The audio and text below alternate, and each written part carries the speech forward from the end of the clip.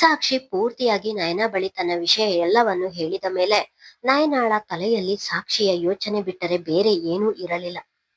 ಸಾಕ್ಷಿ ಹೇಗಿದ್ರು ಮದುವೆಯಾಗುತ್ತಿದ್ದಾಳೆ, ಬೇರೆಯವರನ್ನು ಯಾಕೆ ಆಗ್ಬೇಕು? ಅನುರಾಗ್ ಸರ್ ತುಂಬಾ ಒಳ್ಳೆಯವರು. ಅವರನ್ನು ಮದುವೆ ಆದ್ರೆ ಖಂಡಿತ ಅವಳ ಜೀವನ ಹಸನಾಗುತ್ತದೆ. ನಾಳೆ ಬೇರೆ ಹುಡುಗನ ಮನೆಯವರು ನೋಡಲು ಬರುತ್ತಿದ್ದಾರೆ ಎಂದು ಹೇಳುತ್ತಿದ್ದಾಳೆ. ಏನು ಮಾಡಲಿ ಈಗ? ತನ್ನ ಕುರ್ಚಿಯ ಮೇಲೆ ಬಂದು ಕುಳಿತರೂ ಕೂಡ ಕೆಲಸದ ಮೇಲೆ ಅವಳ ಗಮನವಿರಲಿಲ್ಲ. ಸಾಕ್ಷಿಯ ಯೋಚನೆ ಅವಳ ತಲೆಯಲ್ಲಿ ಗಿರಕಿ ಹೊಡೆಯುತ್ತಿತ್ತು. ಏನಾದ್ರೂ ಮಾಡಿ ಈ ವಿಷಯವನ್ನು ಅನುರಾಗ್ ಸರ್ಗೆ ಹೇಳಿಬಿಡಲ ಎಂದು ಒಮ್ಮೆ ಯೋಚಿಸಿದರೆ, ಬೇಡ, ಆಮೇಲೆ ಸಾಕ್ಷಿಗೆ ಗೊತ್ತಾದ್ರೆ ಕೋಪ ಮಾಡ್ಕೋತಾಳೆ ಎಂದು ಮತ್ತೆ ಯೋಚಿಸಿದಳು. ಕ್ಷಣಗಳ ನಂತರ, ಸಾಕ್ಷಿಗೆ ಗೊತ್ತಾದ್ರೂ ತಾನೇ ಏನು, ಈಗ ಅನುರಾಗ್ ಸರ್ ವಿಷಯ ತಿಳಿಸುವುದು ಮುಖ್ಯ. ಅವರಿಗೆ ವಿಷಯ ತಿಳಿದ ಮೇಲೆ ಇವಳು ಕೋಪ ಮಾಡಿಕೊಂಡರೂ ಏನು ತೊಂದರೆ ಇಲ್ಲ. ಹೇಗಾದ್ರೂ ಮಾಡಿ ಅವರಿಗೆ ವಿಷಯ ತಿಳಿಸುತ್ತೇನೆ ಎಂದು ಮನದಲ್ಲಿಯೇ ನಿರ್ಧಾರ ಮಾಡಿದವಳು ಸಾಕ್ಷಿಯೆಡೆಗೆ ನೋಡಿದರೆ ಅವಳು ತಲೆ ತಗ್ಗಿಸಿ ತನ್ನ ಕೆಲಸ ಮಾಡುತ್ತಿದ್ದಳು. ಇದೇ ಸರಿಯಾದ ಸಮಯ ಎಂದು ಯೋಚಿಸಿದವಳು ಸೀದಾ ಅನುರಾಗ್ ಚೇಂಬರ್ಗೆ ಹೋದಳು.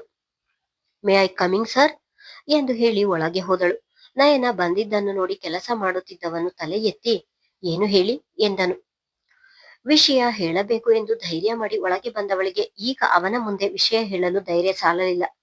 ಕಷ್ಟದಲ್ಲಿ ಧೈರ್ಯ ತಂದುಕೊಂಡು, ಸರ್, ಅದು ಸಾಕ್ಷಿ ಎಂದಳು.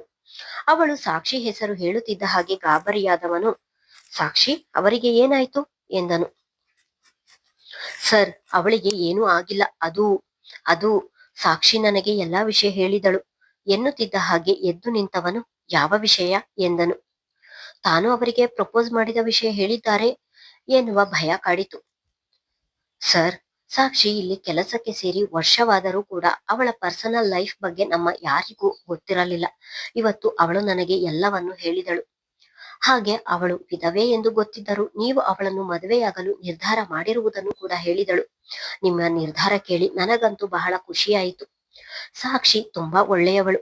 ಒಳ್ಳೆಯವರಿಗೆ ಒಳ್ಳೆಯದೇ ಆಗ್ಬೇಕು ಎಂದು ಬಯಸುವವಳು ನಾನು. ಸಾಕ್ಷಿ ನಿಮ್ಮನ್ನು ಕೈ ಹಿಡಿದರೆ ತುಂಬಾ ಖುಷಿಯಾಗಿರುತ್ತಾಳೆ ಎನ್ನುವುದು ನನಗೂ ಗೊತ್ತು. ಆದರೆ ಸಾಕ್ಷಿ ಇದಕ್ಕೆ ಒಪ್ಪುತ್ತಿಲ್ಲ ಎನ್ನುವುದನ್ನು ಕೇಳಿ ಬೇಸರ ಆಯ್ತು ಎಂದಳು.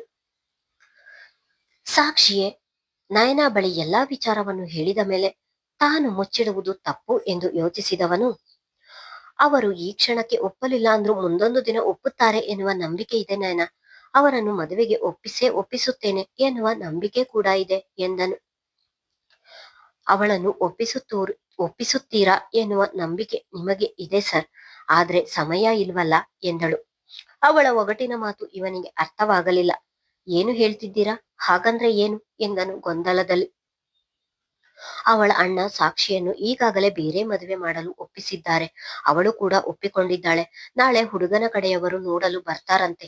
ಅಲ್ಲದೆ ಆ ಹುಡುಗ ಎಂದವಳು ಹುಡುಗನ ಬಗ್ಗೆ, ಸಾಕ್ಷಿ ಯಾಕಾಗಿ ಅವನನ್ನು ಮದುವೆಯಾಗಲು ಒಪ್ಪಿದ್ದಾಳೆ ಎನ್ನುವ ಎಲ್ಲಾ ವಿಷಯವನ್ನು ಹೇಳಿದಳು. ನಯನ ಹೇಳಿದ ವಿಷಯವನ್ನು ಕೇಳಿ ಅನುರಾಗ್ಗೆ ಸಿಡಿಲೆರಗಿದಂತಾಯಿತು. ತಾನು ಅಷ್ಟೆಲ್ಲ ಕೇಳಿಕೊಂಡರೂ ಮದುವೆಯಾಗದೆ ಒಂದು ಕಣ್ಣಿಲ್ಲದೆ ಇರುವವನನ್ನು ಮದುವೆಯಾಗಲು ಹೊರಟಿದ್ದಾಳೆ ಎಂದು ಅವಳ ಮೇಲೆ ಕೋಪ ಕೂಡ ಉಂಟಾಯಿತು. ನೀವೇ ಹೇಗಾದ್ರೂ ಮಾಡಿ ಮದುವೆಯನ್ನು ನಿಲ್ಲಿಸಬೇಕು ಸರ್ ಎಂದು ನಿಮಗೆ ಹೇಳಬೇಕು ಎಂದು ಬಂದೆ.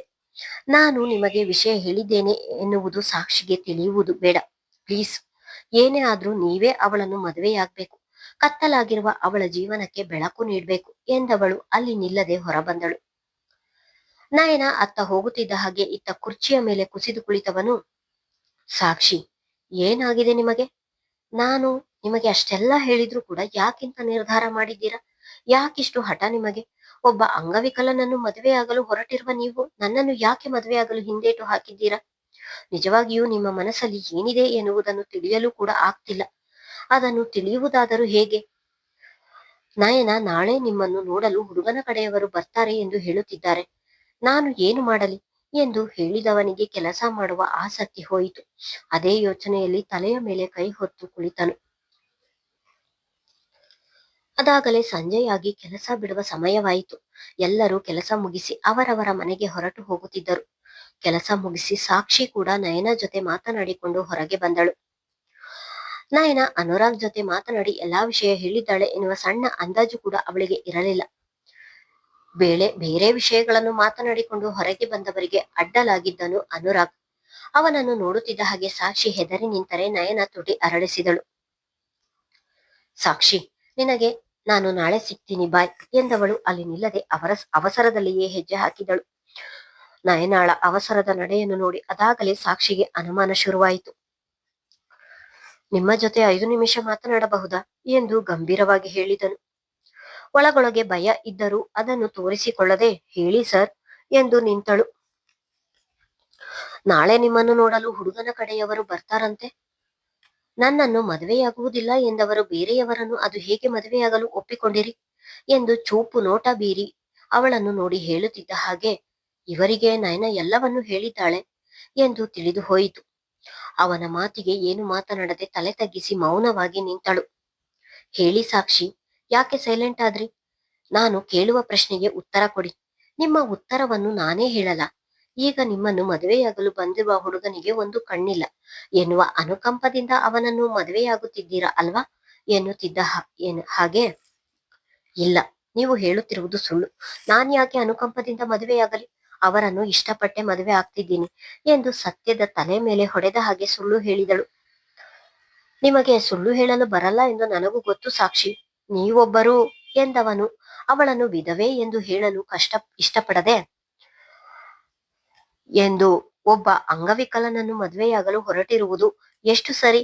ಇದಕ್ಕೆ ಅನುಕಂಪ ಅನ್ನದೆ ಮತ್ತೇನು ಹೇಳುತ್ತಾರೆ? ನೀವು ಈ ರೀತಿ ಮದುವೆ ಆಗ್ತೀರಾ ಎಂದು ತಿಳಿದಿದ್ದರೆ ನಾನೇ ಒಂದು ಕೈಯೋ ಅಥವಾ ಕಾಲನ್ನೋ ಕಳೆದುಕೊಳ್ಳುತ್ತಿದ್ದೆ ಎಂದು ಅವನು ಹೇಳುತ್ತಿದ್ದ ಹಾಗೆ ಕಣ್ಣಿನಲ್ಲಿ ನೀರು ತುಂಬಿಕೊಂಡು ಸರ್ ಎಂದಳು ಕೋಪದಲ್ಲಿ.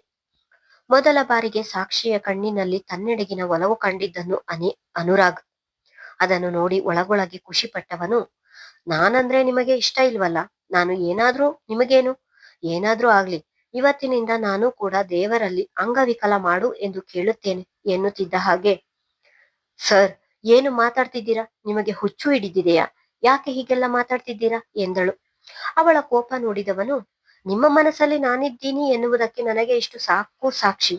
ನನಗೆ ಏನಾದ್ರೂ ಆಗುತ್ತೆ ಎನ್ನುವ ಭಯ ನಿಮ್ಮ ಕಣ್ಣಿನಲ್ಲಿ ಸ್ಪಷ್ಟವಾಗಿ ಕಾಣುತ್ತಿದೆ ನೋಡಿ. ಕೊನೆ ಬಾರಿ ಹೇಳ್ತಿದ್ದೀನಿ, ಆ ಮದುವೆಯನ್ನು ಕ್ಯಾನ್ಸಲ್ ಮಾಡಿ ನನ್ನ ಪ್ರೀತಿಯನ್ನು ಒಪ್ಪಿಕೊಳ್ಳಿ ಎಂದನು.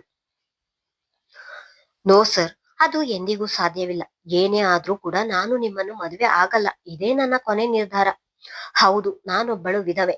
ಅದಕ್ಕೆ ಒಂದು ಕಣ್ಣಿಲ್ಲದೆ ಇರುವವರನ್ನು ಮದುವೆಯಾಗಲು ಒಪ್ಪಿಕೊಂಡಿದ್ದೇನೆ, ಸರಿಯಾ? ನೀವು ಏನಾದರೂ ತಿಳ್ಕೊಳ್ಳಿ, ನಾನು ಅವರನ್ನೇ ಮದುವೆ ಆಗೋದು ಎಂದು ಹೇಳಿ ಅಲ್ಲಿ ನಿಲ್ಲದೆ ಹೊರಟಳು. ಅವಳು ಹಾಗೆ ಹೇಳಿ ಹೊರಟರೂ ಕೂಡ ಸುಮ್ಮನಾಗದವನು ಅವಳು ಹೋಗುವ ಕಡೆ ನೋಡುತ್ತಾ ತಾನೂ ಹೋಗಿ ಮತ್ತೆ ಅವಳ ಎದುರು ನಿಂತು, ಸಾಕ್ಷಿ, ಯಾಕಿಷ್ಟು ಹಠ ಮಾಡ್ತಿದ್ದೀರಾ? ನೀವ್ಯಾಕೆ ನನ್ನ ಮನಸ್ಸನ್ನು ಅರ್ಥ ಮಾಡಿಕೊಳ್ಳುತ್ತಿಲ್ಲ ಎಂದು ಸೋತ ಧ್ವನಿಯಲ್ಲಿ ಹೇಳಿದನು. ನೀವು ಕೂಡ ನನ್ನ ಸಿಚುವೇಶನ್ ಅರ್ಥ ಮಾಡಿಕೊಳ್ಳುತ್ತಿಲ್ಲ ಸರ್. ನೀವು ಅರ್ಥ ಮಾಡಿಕೊಂಡಿದ್ದರೆ ಈ ವಿಷಯ ಇಷ್ಟು ದೂರ ಬರುತ್ತಲೇ ಇರಲಿಲ್ಲ. ಅವಳು ಕೂಡ ಗಂಭೀರವಾಗಿಯೇ ಹೇಳಿದಳು.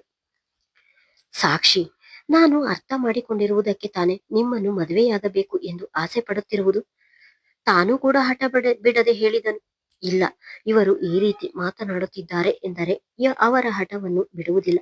ಇದಕ್ಕೆ ನಾನೇನಾದರೂ ಮಾಡಲೇಬೇಕು. ನಾನು ಇವರ ಬಳಿ ರೂಢಾಗಿ ಬಿಹೇವ್ ಮಾಡಲೇಬೇಕು ಎಂದು ಮನದಲ್ಲಿಯೇ ನಿರ್ಧಾರ ಮಾಡಿದವಳು. ನೋಡಿ ಸರ್, ನೀವೊಬ್ಬ ಸಭ್ಯ ಮನುಷ್ಯರು ಎಂದು ನಾನು ಇಷ್ಟು ಸಮಯ ತಾಳ್ಮೆಯಿಂದ ಮಾತನಾಡುತ್ತಿದ್ದೇನೆ. ನನ್ನ ತಾಳ್ಮೆ ಕಳೆದುಕೊಳ್ಳುವ ಹಾಗೆ ಮಾಡಬೇಡಿ. ಅಲ್ಲದೆ ಇದು ಪಬ್ಲಿಕ್ ಪ್ಲೇಸ್, ಇಲ್ಲಿ ಮರ್ಯಾದೆ ಹೋಗುವ ಹಾಗೆ ಮಾಡ್ಕೋಬೇಡಿ. ನಾನು ತಾಳ್ಮೆ ಕಳೆದುಕೊಳ್ಳುವ ಮೊದಲು ಇಲ್ಲಿಂದ ಹೊರಡಿ ಎಂದಳು ಕೋಪದಲ್ಲಿ. ಕೊನೆಯಲ್ಲಿ ಅವಳಾಡಿದ ಮಾತುಗಳನ್ನು ಕೇಳಿ ಅವನಿಗೆ ನಿಜವಾಗಿಯೂ ಬೇಸರವಾಯಿತು.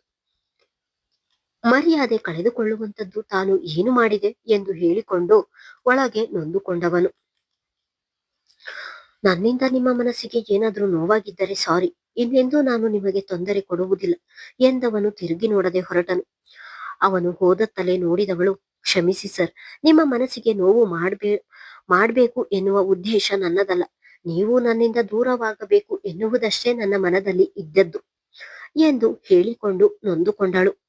ಬಸ್ಸಿನಲ್ಲಿ ಕುಳಿತವಳಿಗೂ ಕೂಡ ಹೇಳದೆ ಕೇಳದೆ ಕಣ್ಣಿನಿಂದ ನೀರು ಇಳಿಯುತ್ತಲೇ ಇದ್ದವು. ದೇವ್ರೆ, ಇಷ್ಟು ದಿನ ಮದುವೆಯನ್ನೇ ಬೇಡ ಎಂದು ಹೇಳುತ್ತಿದ್ದೆ. ಆದ್ರೆ ಇವತ್ತು ಆದಷ್ಟು ಬೇಗ ಮದುವೆ ಆಗಿ ಹೋದ್ರೆ ಸಾಕು ಎನಿಸುತ್ತಿದೆ.